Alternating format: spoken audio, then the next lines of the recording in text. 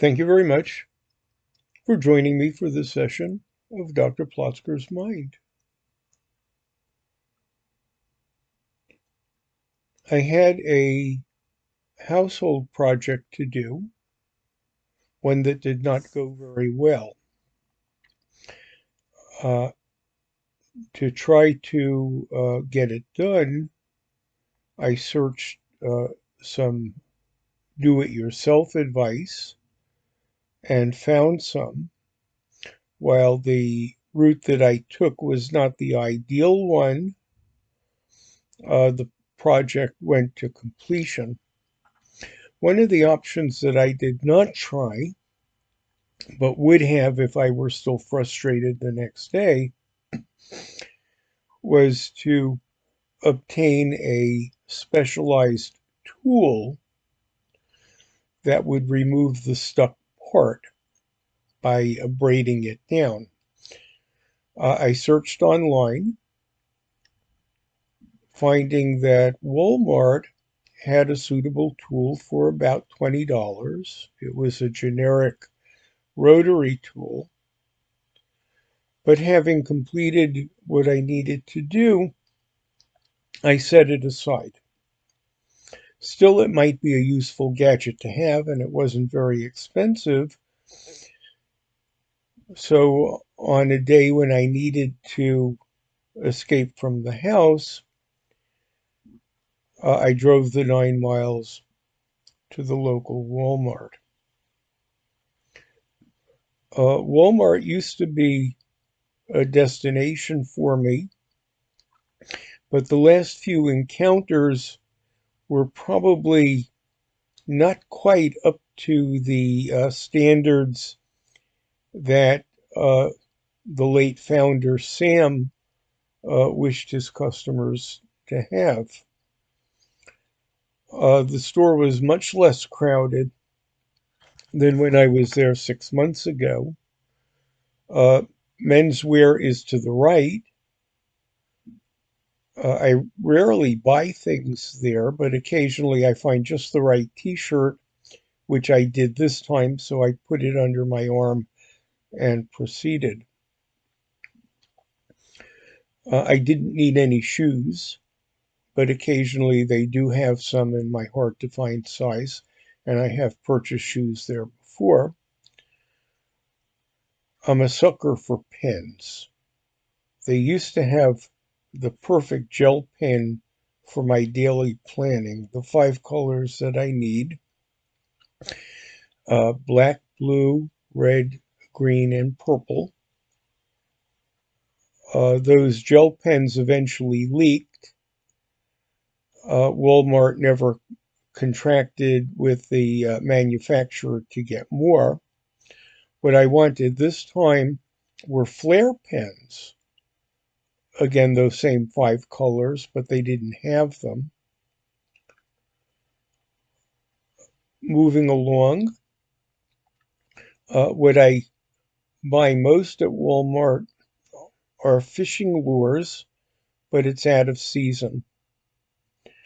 Still, the fishing area no longer had rods and reels put in neat rows. They were all bundled into a corner where you couldn't quite see what they had. But that wasn't what I came for. I came for a tool. So I moved past automotive to the do-it-yourself section, a place where you get wrenches and drills and soldering irons and screws and probably even a wood plane, though I didn't see any saws. What I did see were locked cases.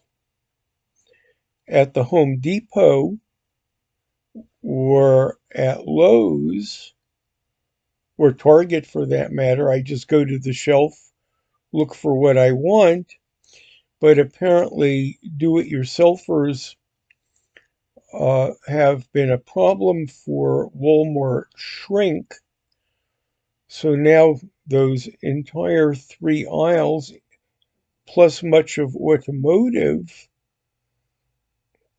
uh, became locked in a glass case. By roaming the aisles, I could still find the tool that I wanted, uh, though not accessible to me. I flagged the nearest employee. She did not have a key. She did not know who has a key. It took 3 more employees to find one with the key. She opened it for me. I looked at the box. Apparently, a previous customer had bought it, and the box was not in pristine condition. I asked her how much it was, as there was no price label. I could not have figured that out myself as a customer. Had I known it was not an acceptable price, I could just walk on by, but the price of an item was not accessible to a customer decision. She managed to use her smartphone with an app and quoted me a price that was $4 above what the online price at the Walmart.com said it would be. I thanked her and she closed the case. Then I walked the rest of the perimeter of the store, looking at the snacks which I sometimes get.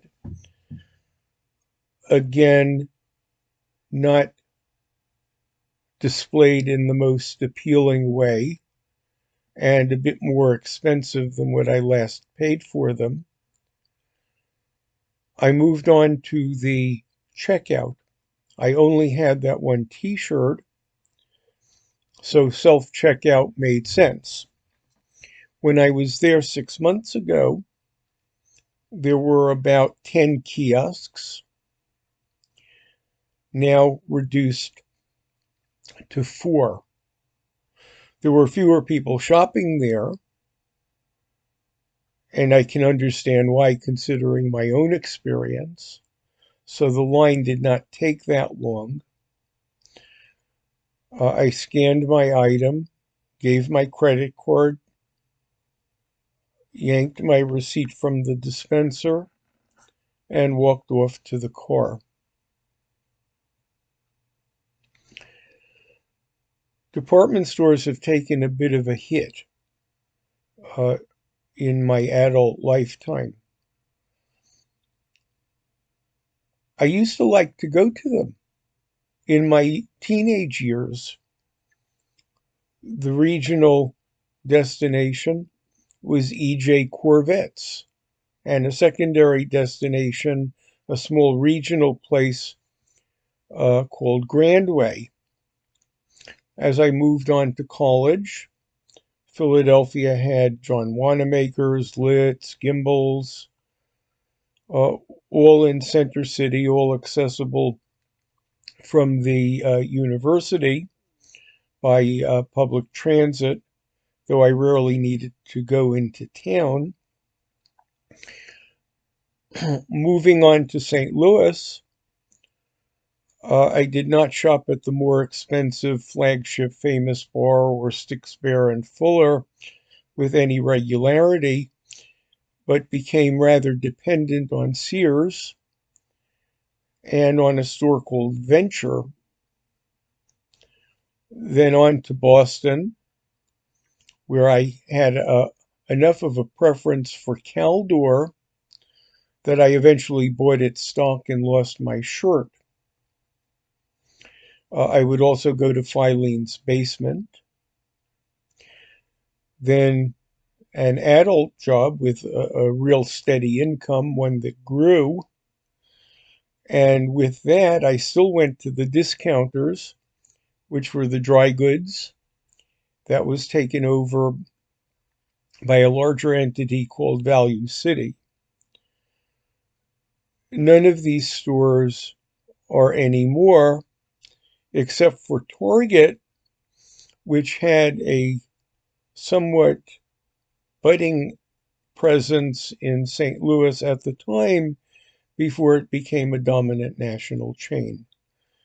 Most of these stores are gone, presumably because the shopping experience of the people who went there failed to measure up to what they aspired to. I could say the same of my last two visits to Walmart. It's not that I can't get stuff. You can get anything at Amazon, and I can still use Walmart.com, which I did for my big screen TV. I'm very satisfied with it. But the on-site experience, no. That leaves me with Boscov's, which is a very pleasant regional chain, and with TJ Maxx, Marshalls, and Costco. On those stores, I rarely go with a list. I go more on a treasure hunt and will more often than not find something that I was not intending to buy, but worth going to the register for. Costco has started self-scanning. TJ Maxx, Boscov's, and Marshalls have avoided it. Those are more the kind of places that I like to be, and in some ways reminiscent of the dry goods that morphed into Value City that is no more. Shopping just isn't as good. There are a lot of reasons why. My guess, if I can recall correctly, is that as profit margins were pressured, they cut back on employees. I remember that very well for Caldor,